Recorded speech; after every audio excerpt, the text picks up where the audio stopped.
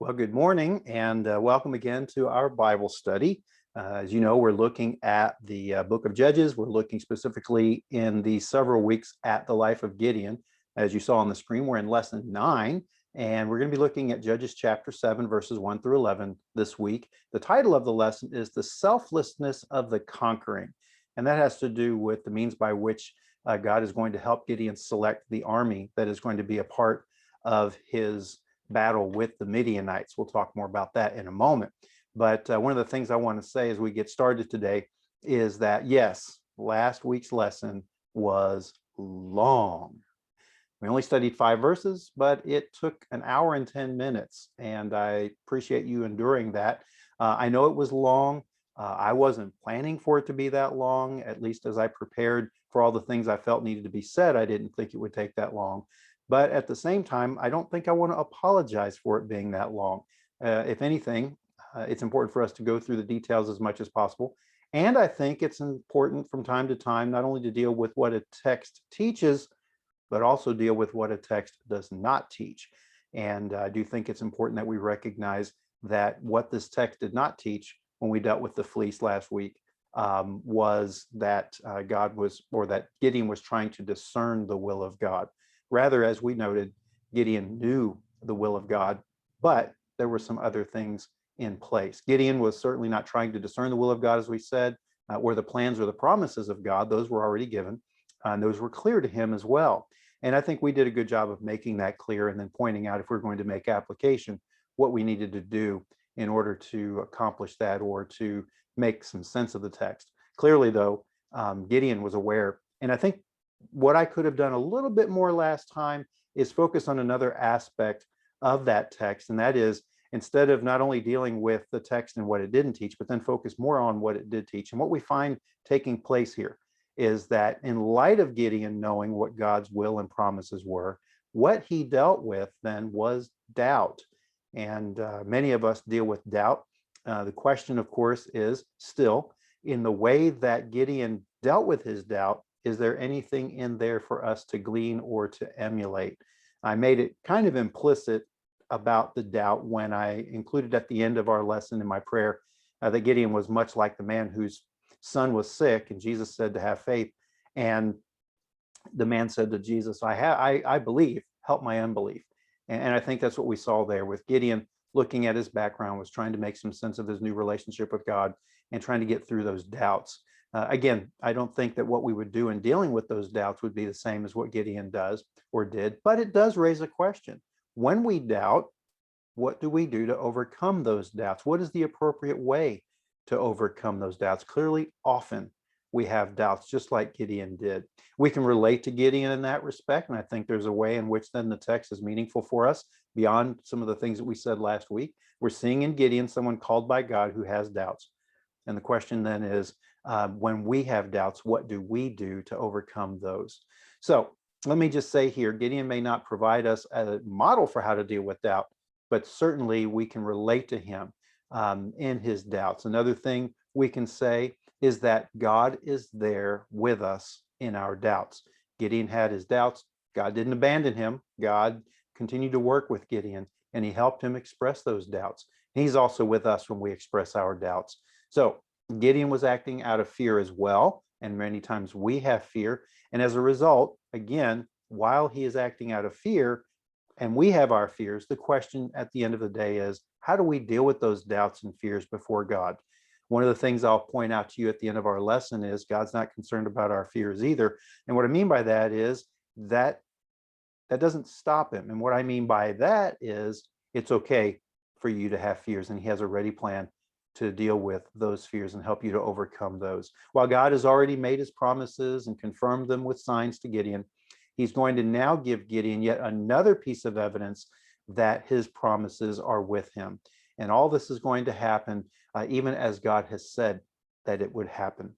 At the end of last lesson, then, we stated after the events of the fleece that neither God says anything, nor does Gideon say anything, but he does act. And it's in this week's lesson that we're going to see what Gideon does. So as you open your Bibles, you want to turn to Judges chapter 7, verses 1 through 11.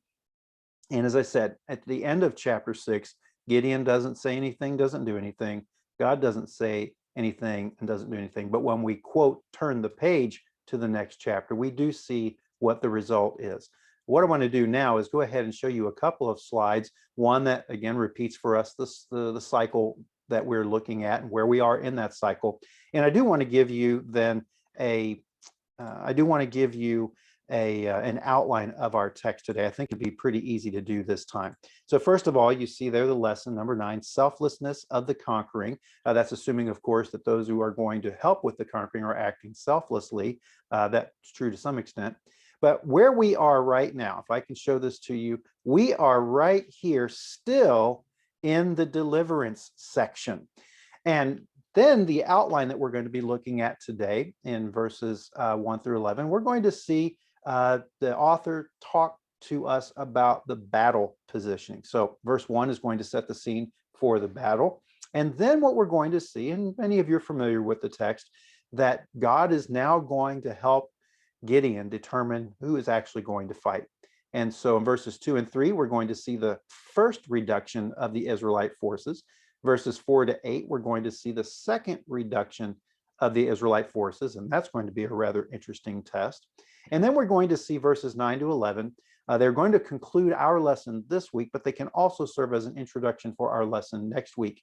God is going to give Gideon one last unsolicited word of encouragement.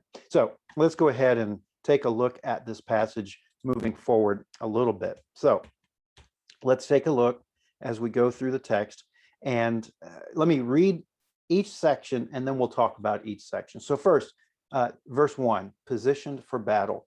Verse 1 says, Jerubbaal, that is Gideon, and all the troops that were with him got up early and camped beside the spring of Harod, or Harod.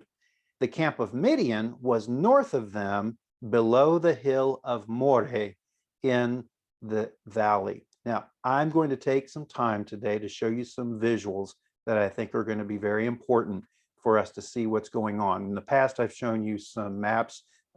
Today, I'm going to show you some aerial shots, and I'll label them, and then I'll show you some other pictures along the way as well.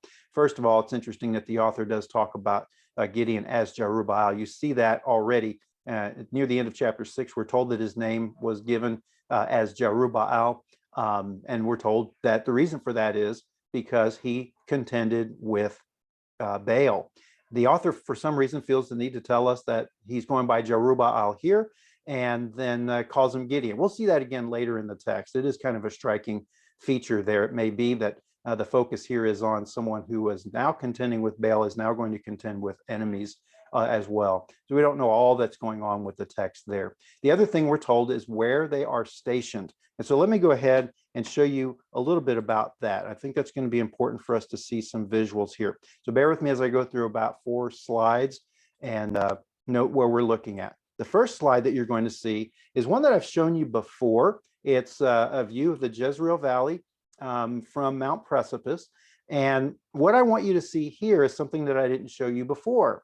You're going to see from Mount Precipice, Mount Moreh, and then Mount Gilboa. That's going to be important to note in a minute.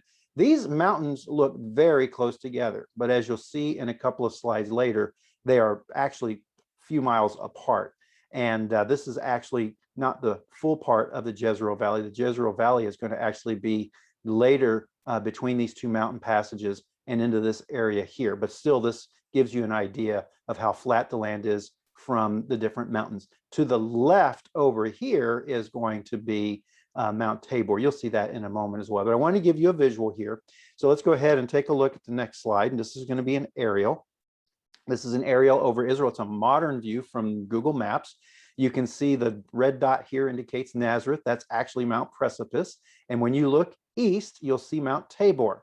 And I wanted you to see that. And if you look closely, you can see the modern spellings in the Jewish. Well, it's not Hebrew, but it's the modern spelling using those words.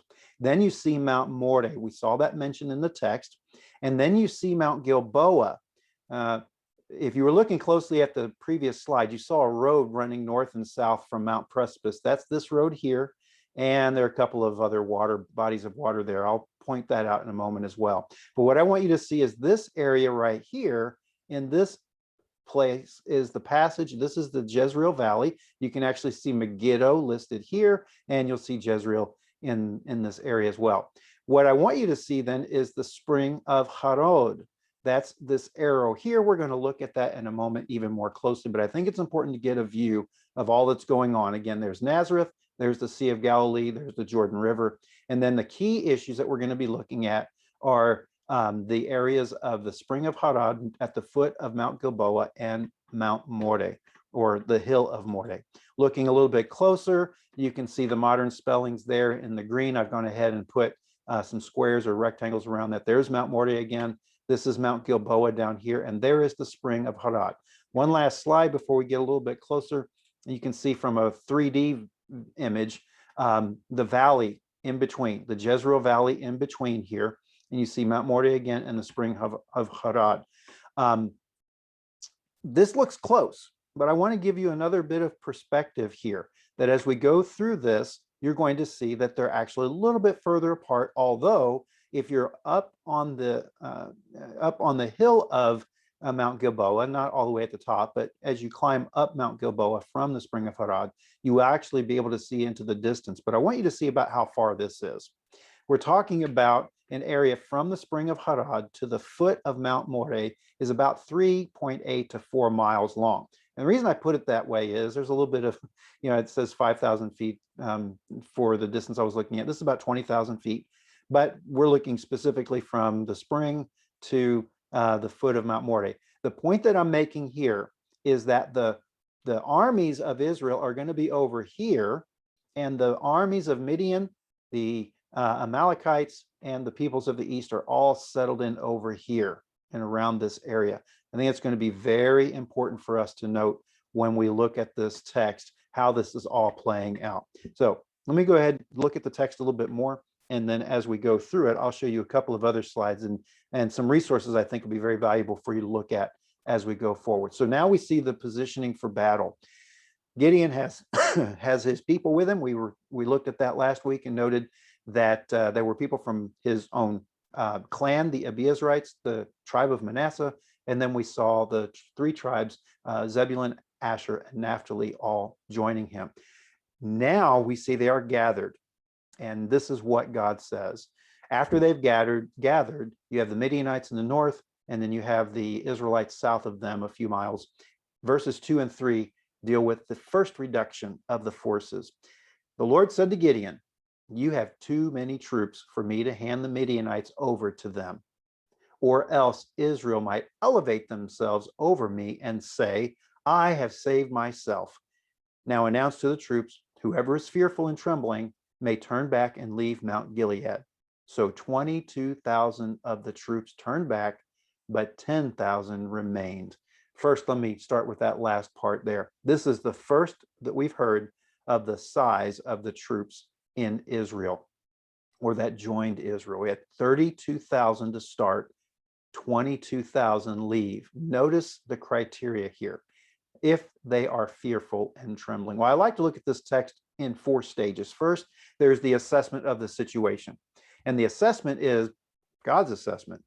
There are too many troops. And the concern, second of all, that God has in regard to this is that God does not want to give the Israelites any reason to boast. Now, the CSB that I'm reading says elevate themselves over me. Some translations will say boast against me. And that boast would include something like this: my own strength has saved me. And the reason I want to stop there for a moment is remember that when the angel of the Lord appeared to Gideon at first, he told Gideon that it would be the strength that he has that would help defeat the Midianites. Here we're seeing strength that's going to be mentioned, and strength will be mentioned again later as we move forward. But one of the things God is saying here is that he doesn't want the Israelites in any way to think that because of their troops, they did the work and won the battle. Remember also that God has said that he was going to be with Gideon, and that therefore he would be the one to receive the honor in the victory.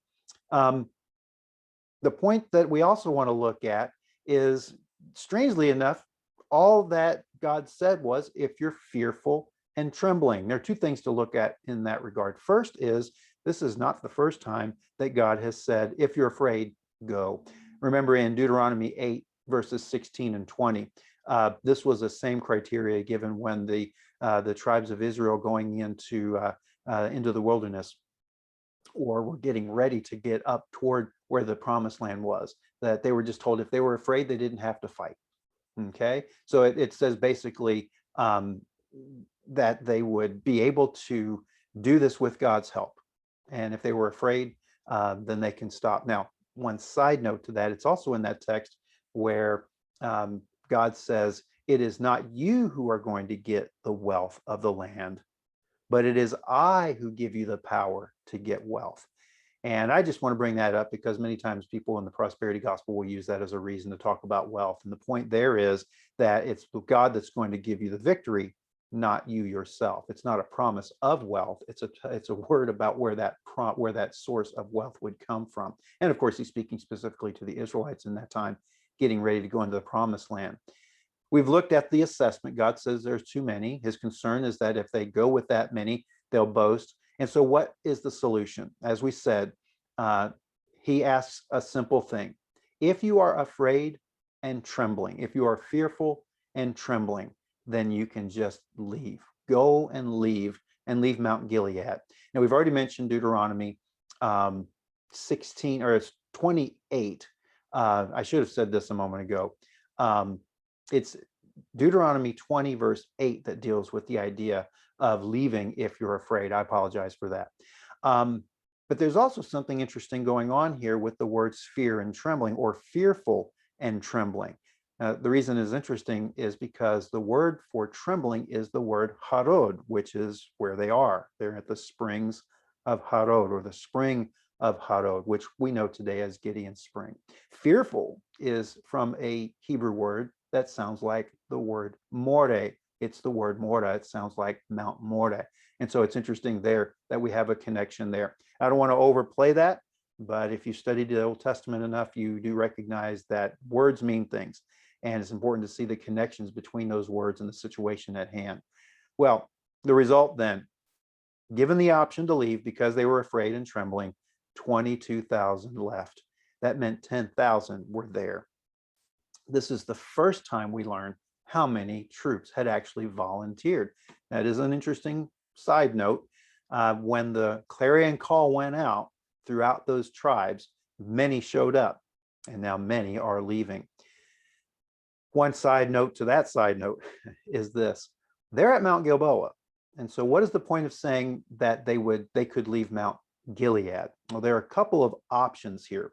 One, you need to know the reason this is an issue is that Mount Gilead was on the eastern side of the Jordan River. They're on the western side. But there are a couple of options here. One option is just to say that Gilead was a mistake and they meant Gilboa. Another is that Gilboa may have been called Gilead at some point. Another interesting option is the fact that one of the descendants of Manasseh, but one of the ancestors of the Israelites, was Gilead. And so Gilead could have been a name for Manasseh in general. And as a result, their leaving Gilead would mean something along the lines of leaving that region of Manasseh, that tribal area. Of course, the little wrench in the system there is that it says Mount Gilead. One scholar or two may say that the word means go to Mount Gilead, not leave Mount Gilead. I don't want to belabor the point, but we can't overlook things like that either in light of the geography I just showed you. It's important that we take a look at that. One last thing I want to note, though, before we move on to the next test, and that is, notice Gideon does not question anything at this point. Now, that's important because remember in last week's lesson, Gideon's doing all the talking. He's the one raising the test to God. Here, God is now working and speaking, and Gideon is merely acting. But notice what he doesn't do. He doesn't question God. He doesn't raise a doubt. He doesn't raise any kind of, how do I say it? He doesn't show any concerns. All the text says is that that's what happened. Okay, so 22,000 left. You're left with 10,000. It's curious also to point out that as we began this episode, it's God who brings the interruption. They're ready for battle. Gideon interrupted last time. Now God is interrupting, and he's saying, hold on, let's assess the situation first.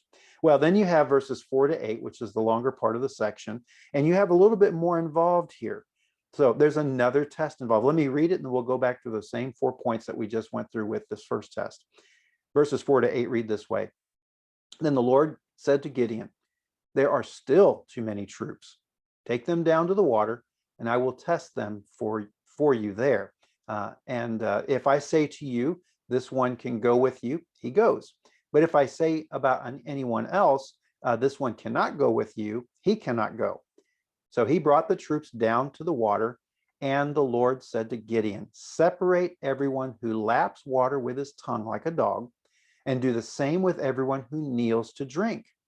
The number of those who lapped with their hands to their mouths was 300 men, and all the rest of the troops knelt to drink water.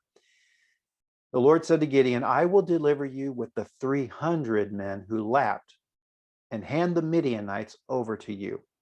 But everyone else can go home. Everyone else, it says, is to go home. So Gideon, verse 8, sent all the Israelites to their tents, but kept the 300 troops who took the provisions and their ram's horns. The camp of Midian was below him in the valley. Now I want to keep in mind that as you're thinking about the text, I want to take you back to that map in a moment. One of the things we can see is that at some point they are on the slopes, if not on the upper parts of Mount Gilboa, not all the way to the top. That would be a little bit too tall, but they're on there high enough that they can see out into the valley. And that means they can actually also see the troops there. Remember also, and we'll talk about this in a moment, we're not told how many troops show up. We are told in chapter 6 at the end that what we see there is a group that looks like a swarm of locusts. So clearly a lot of people. And that's all the more important when you figure when Gideon is told to let the 22,000 go and he's left with 10,000, he's looking out over the valley and wondering, or could be wondering, what am I going to do? 10,000 against that huge amount of people? The text doesn't say he has any doubts at this point. The text simply says that he let them go. Well, what you then see is they are supposed to come down from the hill and they are going to go to the springs of Harod. So when they get to the bottom, they will see a place where they can meet and there will be the test of the water. So let me go ahead and show you what that's going to look like. Again, what you're looking at here is a view, an aerial view. This is Mount Gilboa. Again, they're likely up here, but they're going to make their way down the hill into the spring. What I want you to see is what that would look like at the ground level. These are pictures I took when I was in Israel about 10 years ago. And as you look, there are many, many other pictures. I'm going to show you a couple of resources I want you to consider looking at. The links will be in the description. But as you go through this, you can see there's a cave right there. And as you get closer, there's a cave that's blocked off, but there's a spring. And if I get closer, I have some other pictures, but I want to just give you a sense of some of this. But the waters bubble up from here, and then they make their way out of the cave into a nice stream. You can see it going there, and then you can see it coming here. Now, not so as not to embarrass some people, I didn't show you some pictures of those who did kneel down when we were there in Israel, who scooped their hands in the water, and we had a good time doing that. But I want you to see, first of all, that what we have is a real place where a real event took place. And so we can have that corroboration. There's no doubt about this. This is a national park. People visit this all the time. Now, one of the things I think is very valuable is for you to look at some other resources. And I'm not going to take the time nor risk any copyright issues with showing you a YouTube video within this video. But what I want you to see is a link to a couple. Their names are Sergio and Rhoda. Their website, their YouTube channel is Sergio and Rhoda in Israel. And they actually have a nice 11-minute video entitled Gideon's Cave and the Spring of Harod. There's the site, the website there. What you're going to do is you will see that same link in the description. Whether it's in YouTube that you're watching, it'll be below the video. If you're watching on Facebook, then the link is going to be in the description above the video. And of course, you can always pause this at some point and write down the YouTube address, but they are a wonderful couple. They're a Christian couple. They are from Israel, live in Israel, and they do a wonderful job of showing you the springs, and they tell the story in a very meaningful and upbeat way. Another a YouTube page I think you can look at is Dr. Todd M. Fink, and his website is HolyLandSite, but that's also the title of his YouTube page. And the YouTube channel, or the YouTube title for his video, is Gideon Spring, Harod Spring, Israel, Jezreel Valley, Gideon defeats the Midianite, and basically it's the Gideon defeats the Midianites Bible story. And again, you can see there his YouTube channel or YouTube page for this actual video. Now, I will say this, I do not know who Dr. Fink is. I've looked over his website a little bit more. He's an evangelical, does a lot of mission work in Mexico, but he has a number of videos going through the Holy Land. He has a 23-minute video, and the reason I bring him up is because in addition to the 23-minute video, or within the 23-minute video, he does a good job of putting together a number of aerial views that you can see there in animation. And then what he also does is he tells the story. Now he's going to tell the whole story of Gideon. And I have to admit at this point, a little bit of my jealousy. He has a way of telling the whole story in 23 minutes with all the visuals. And here I am taking 7 weeks to talk about the Gideon story. And that's okay. We'll be able to get into more detail as a result of that. But I want you to be aware of those. And I think they're helpful resources to go back and look. There was a third video, a 9-minute video by the company Our Daily Bread. They did a wonderful job with their video as well. But go on YouTube and look at some other videos that show you the visuals and the live action of that area. It's a wonderful place. Well, let's come back to the story then. After the 22,000 leave, God says in verse 4, there are still too many. So his assessment is, you still have too many, Gideon. His concern, while not stated, is the same. If you have too many, then you're going to be thinking you did this. And so God doesn't say why here, but it's very clear. The solution, of course, is more complex. He has a simple test earlier with just send them home if they're afraid. A more complex test. I call this the drink test. And really what you see then is the 10,000 are going to go down to the spring. You're going to see them line up along the creek there, and they're going to get water. You know that some are going to lap like dogs. And generally when we think about that, we think that they're just going to lean over the water and stick their mouth in there and lick and lap up the water. But later in that text, we're told that these are ones who lapped by taking water in a cup in their hand and then doing that. Others are going to kneel in the water. And so what happens is God says, I will tell you who to keep and who to send home. And then what we find is he's going to see that some will do it one way and some will do it another. 9,700 of them drank the water by kneeling into the water. 300, on the other hand, were the ones who lapped like dogs. Now, what's interesting is that as you're reading the text, you don't know who's going to stay and who's going to go yet. God simply says, I'll tell you to keep and who to send home. Then we're told who did what. And even then, up front, we're not told who to keep and who to send home.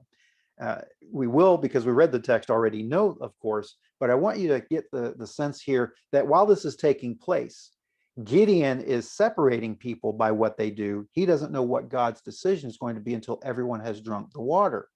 And it reminds me of my 7th and 8th grade PE class in junior high, when in 7th grade, as a first time in junior high, we played flag football in PE. We did that for about a week or two. And then what the coach in class said was, now, each of you captains take 2 players on your team and separate them. And then what happened is we would switch teams. What happened was that those 2 that you picked, they got to stay on your team, and everyone else was open for draft. In other words, other captains can pick other players off of other teams, and we shuffled up the teams. I had the same coach in 8th grade. He did the same thing, but by 8th grade, I totally forgot. And so what happened was, when he says, okay, captains, pick 2 players on your team, I didn't pick one of my best friends, and I left him sitting on the gym floor, and I picked two people who probably didn't like me after this, but I picked two people, not remembering what the criteria was, who was going to be picked and who was going to be kept. And as soon as I picked my two, then the coach said, okay, you captains can pick anybody on another person's team who is sitting down. And then at that point, I looked at my friend and I just kind of said, I'm sorry, I forgot what was going on here. It's not the best illustration, but it reminds me of what's going on here in the text. God has told Gideon, I'm going to tell you who does what. But first of all, watch how they drink.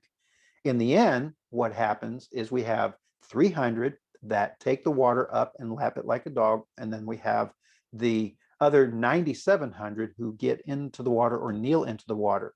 Now, I won't get into a lot of details here. I know that as you read the text, it can be very confusing, and scholars have wrestled with some of the language here and really what is going on with the way that they drink.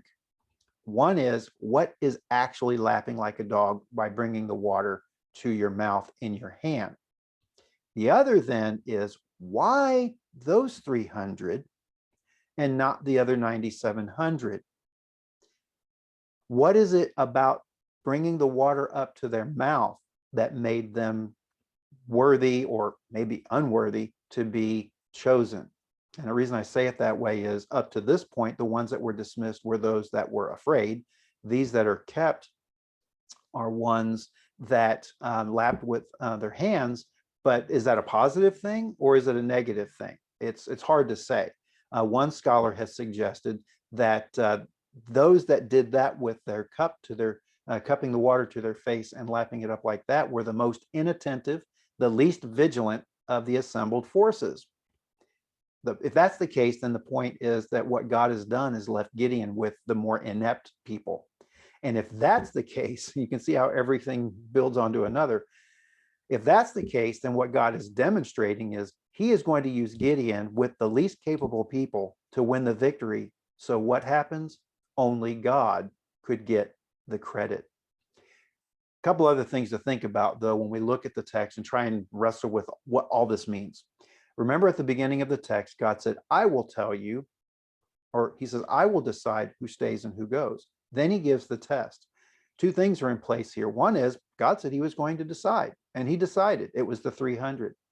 The other thing is that it could be that that just was the group that was the smallest. If he picks the 9,700, maybe we're up for another test to drop the numbers even more. The question is, though, is that significant? We're left with 300. Again, Gideon looks out in the valley and sees all the Midianite troops, but he doesn't question God. And I think that's important. He didn't question God after God told him to send people home. He doesn't question God. He doesn't raise an issue. He doesn't express any further fear at this point. He doesn't express any other concern. He simply acts and does what God says. At this point, I want to speculate a little bit myself. Maybe it's worthy or not. Remember that in the fleece episode, Gideon asked God to deal with the fleece twice. He did a simple thing by making the fleece wet. The first time, he did a complex thing by making the fleece dry the second time. He went from simple to complex. Notice what goes on here in the text. God gives Gideon two tests. A simple one, send all the afraid people home. The next one was more complex, if you will, in the sense that it was kind of unique.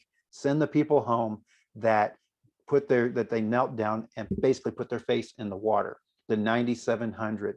Is there a correlation then between the double-sided fleece test and the double test of God to Gideon and the troops? I don't know. I'll hold out the possibility. It's interesting, though, that with this in mind, the number of Israelites is set. We have 300 and we have Gideon. But let's make a couple of notes real quickly. As with previous narratives, the author is again providing information without explanation. What do I mean by that? Remember that the 300 at the end of the text are said to have then taken up their provisions and their ram's horns. And then we know about the Midianites in the camp. So the first note to make is what's going on. The author's telling us about these ram's horns and provisions. What would those include? Well, we do have, first of all, the ram's horn. The ram horn would be used to call the troops together, to get ready to go into battle, but now you only have 300 troops and 300 ram's horns. So we're given information that we don't know what's going to be meaningful yet, or I'll put it this way, we're told information that we don't know what's significant about it yet. We saw that in previous lessons as well. So the author mentions the ram's horns, and again, while it's possible that these were used to blow to get the battle started, there's no one to call to battle. There are just the 300 with the horns, and they're not blowing them yet. They're not doing anything with them yet. Also, what we're not told, we're told the provisions, but what are those? We'll find out later.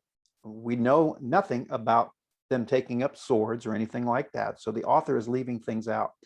Second of all, in verse 8, the author again sets the scene for the reader by telling us where the Midianites are. They're right there. So it opens up by telling us that they're at the foot of Mount Moreh, across the valley from Mount Gilboa. And now we're told again, after the 300 have been selected, they can look back out, and there the Midianites are. The author then has not yet stated numerically the exact number of the Midianite army. That's interesting. We don't know the number yet. All we've been given in chapter 6, verse 5, and then later in chapter 7, verse 12, is that whenever the Midianites arrived, they were like swarms of locusts. We're not told the number. Interestingly enough, Gideon can look out and see a large number. He's not putting numbers there yet, but he can see a large group of people. Yet again, as I said, after the first test, he doesn't say anything. After the second test, he doesn't say anything. In actuality, it's not until chapter 8, verse 10, after the battle has begun and many of the Midianites are in retreat, making their way over to the eastern side of the Jordan, that we actually hear the number. And at that point, we're not told the final number until we're told how many were remaining after how many died. We were told, we'll see this later in a couple of weeks, that at one point there will be only 15,000 remaining, 120,000 had died. So we don't know until the next chapter that there were 135,000 in the Jezreel Valley. Interestingly enough, the narrator doesn't tell us that. He just says that they were like a swarm of locusts. It seems like the author is trying to set things up. But once we know that coming in the future, we can now look back on this text and realize what Gideon was up against. He was already up against a formidable force of mixed armies, but he doesn't know the total number yet. Beyond that, as we're going to see in a moment, there is the matter of what God is going to have Gideon to do one more time in case he feels it's necessary to do that. But notice we don't know the number yet. If you're reading this text for the first time, you don't know how many people Gideon is forced to fight with the 300 that he has. Well, the last three verses, verses 9 through 11, we have God offering up one last unsolicited word of encouragement, a way that Gideon can be encouraged. Let's look at that. Verses 9 to 11 read this way. That night the Lord said to him, "Get up and attack the camp, for I have handed it over to you. But if you are afraid to attack the camp, then go down with Purah your servant. Listen to what they say, and then you will be encouraged to attack the camp." So he went down with Purah his servant to the outpost of the troops who were in the camp. A couple things real quickly. Notice in verse 9, God is giving the command now to go. And he's giving him a word of promise. I have handed him over to you. I've handed the troops over to you. But he holds out the possibility that Gideon is still afraid. In fact, he knows Gideon's afraid, but he's letting Gideon make the decision if he's going to follow through or not. Verse 10, he says, if you are afraid to attack, go down with him, with Purah your servant. A couple things to note. It's time for battle, but now God is instructing Gideon to go. And it's interesting on two levels. He's putting out the caveat, or he's putting out the contingency there, or the condition. If you are afraid, then go down. We get the if you are afraid part, but think about that. If you're afraid, go down. Well, what do you mean go down? It's interesting that God is telling him that if you go into the camp, then you will listen to what they say and you will be encouraged. Some translations will say you will be strengthened. In other words, you will feel stronger and confident because of what they've said. We're going to hear what happens next week in that conversation. The other thing real quickly is that sometimes the translations will say they're in their groups of 50s. It says in the CSB, it says that the servants, you'll see the servants in the outposts in the troops or of troops. And many times that's a word for groups of 50. When God says, if you're afraid, he's basically telling Gideon, I know you're afraid. Even though his first words to Gideon as the angel of the Lord in chapter 6 was, do not be afraid.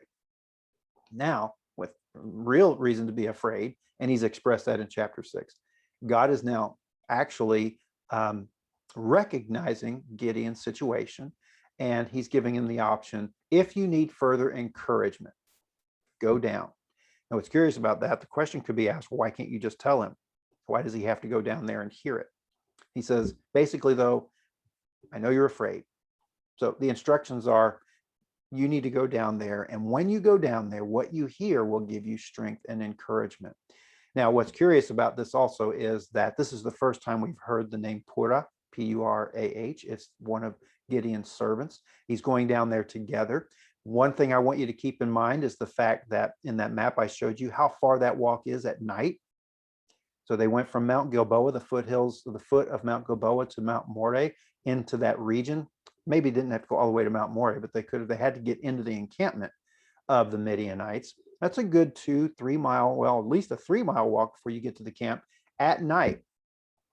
So they had to go stealthily. And they're in their tents, they're in their groupings. And so what you're going to find is they're going to go. We'll talk more about that next week. But one of the things that God says, you will hear from the Midianites themselves, and that will give you encouragement. Why would he have to go down? It's interesting that if you're afraid, God says, if you're afraid, go down. Well, that would take courage itself. Let me bring this up real quickly. Gideon, again, does not question God. He simply acts. So we talked about the fleece last week, and there was no response of Gideon at that point. But 3 times in this text, we see when God said to do something, he did it, and there's no question about it. Here, of course, he's admitting his own fear because he goes down. But let me give you this word real quickly before we think about some conclusions and some application. By going down to Midian, or by going down to the Midianite camp, Gideon does admit that he's fearful, that he's afraid. However, by going down to the Midianite camp, Gideon also can admit his trust in God, for it will be in that way that God is going to show in his encouragement, or will give Gideon the encouragement and strength that he needs. What we're going to find, of course, is when we look at the text next week, he will get the encouragement he needs, and it's going to be in an interesting fashion. If you're familiar with the story, you'll know, but we'll come back and look at that later. Well, some closing thoughts and a word about application. We are at the precipice of the battle. We've been at the precipice of the battle for a couple of lessons, and for all intents and purposes, this could be a stretch of a few weeks in real time for Gideon, the Israelites, and the Midianites.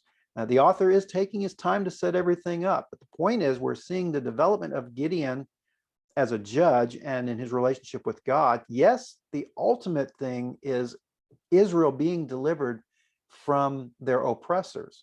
But here we're getting insight into all the intricacies about what is involved in strengthening the leader and seeing the foibles, if you will, the cracks in their personalities, the fear that they have, and so forth. We're seeing with Gideon specifically this development of faith from stage to stage.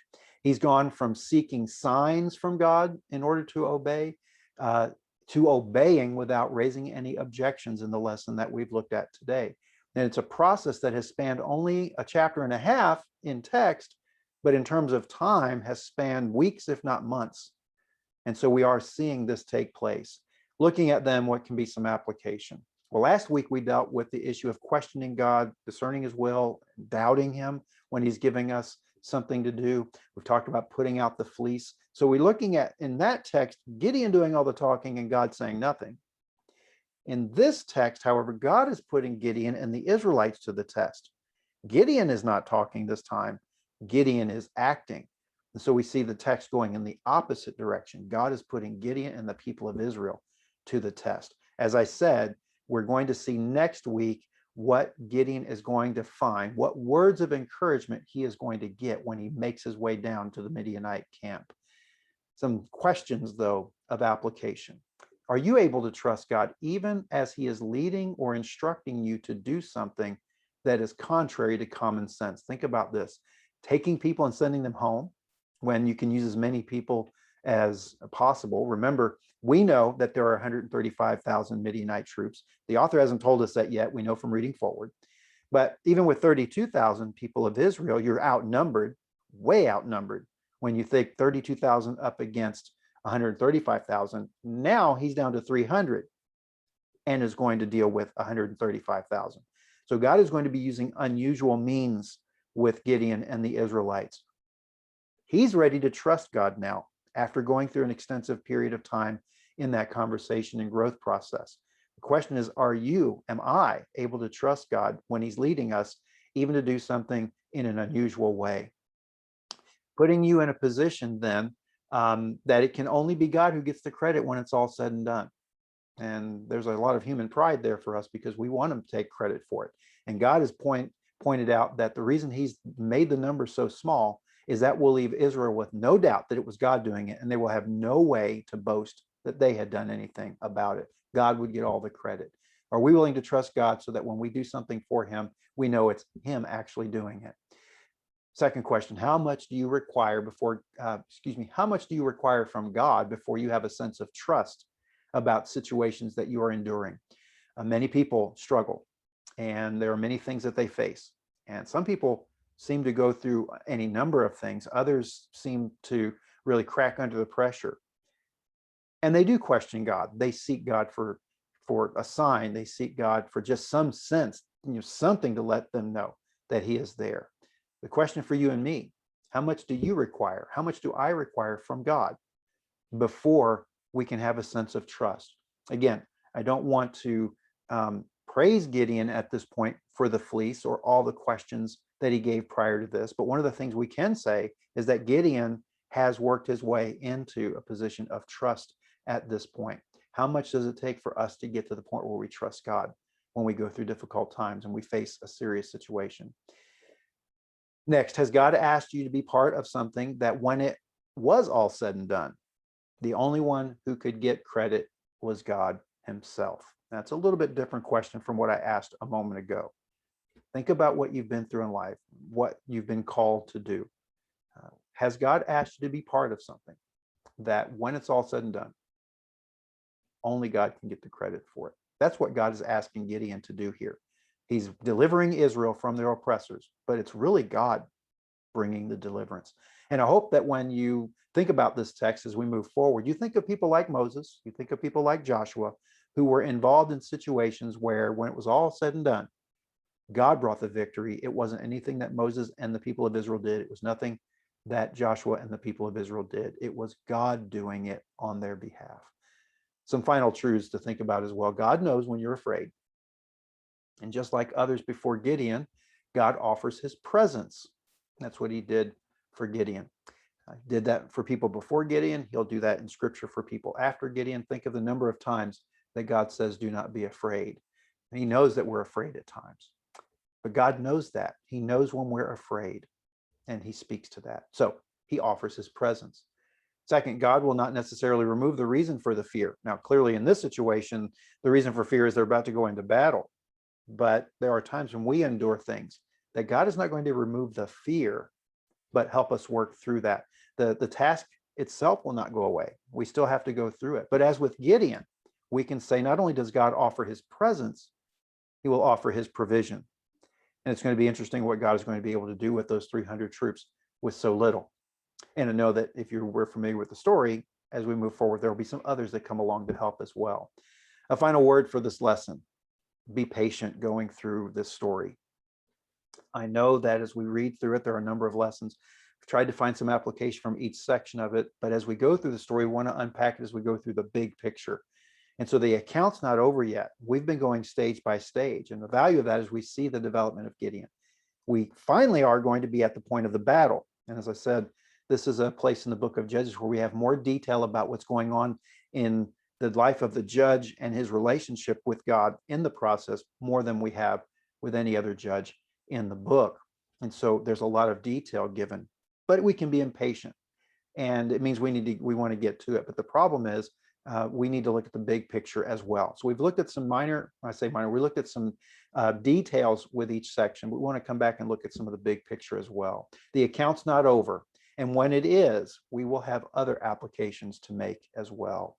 I want to close us in a word of prayer. And then after I do that, I want to again show you another place where I would encourage you to go to learn more about the life of Gideon and some other sermon material, as well as those 2 videos that I want to put in the link for you. Let me pray, and then we'll consider next week's lesson as well.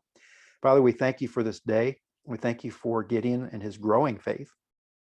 There are times we want to criticize him for requiring signs. We know that we do the same. But in the same way, we know that we're like Gideon when we fear. We question and wonder, where are you? What are you going to do? How's it all going to be done? But in today's lesson, we're thankful for Gideon's example of just doing, showing that trust. Yes, he still had fear, but even in addressing the fear, he followed through in the instructions that God gave him to see where he would be encouraged. And so even in that moment, he's obedient. I pray, Father, you will increase our faith. I pray that you'll help us see what you're calling us to, and then have a sense of comfort in knowing that you are with us in all that we go through. Pray that you will be honored in what we do. I pray you continue to be patient with us in our faith. And Lord, we thank you for how you're going to mold us and make us in the image of your Son. It's his name that we pray. Amen. Well, next week, we're going to be seeing Gideon get the affirmation that he's asking for, and the battle will begin. And as we do that, let me show you a couple things again before moving on to the next lesson. First of all, I want to remind you of going on to Dr. Claude Maritini's blog and looking at his studies on Gideon, as well as his pastor's sermons on Gideon. I think you'll be very, very blessed by that. As I said, the link will be in the description below if you're watching on YouTube. If you're watching through Facebook, then it will be in the link in the description above the video. Next week, we're going to be looking at lesson 10, the sovereignty of God gives us courage. We're going to be looking at Judges chapter 7, verses 22 through 12 through 22. Well, one of the things we talked about at the very beginning is that today's lesson is about selflessness. We do see those that stayed back were selfless. Maybe the 300 that God chose were selfless. We do see that Gideon is becoming more and more selfless, leaving it up to God. And in that regard, then next week's lesson will highlight that it's God doing the work of bringing about the victory. And so as we look at next week's lesson, we're going to see the battle begin, and we'll see how that plays out. I've enjoyed this study. We're going to continue on through August with our study of the book of Judges. But until our next lesson, as always, I want to encourage you and pray that you will be well and that you will be blessed. Have a good week. I'll see you next lesson.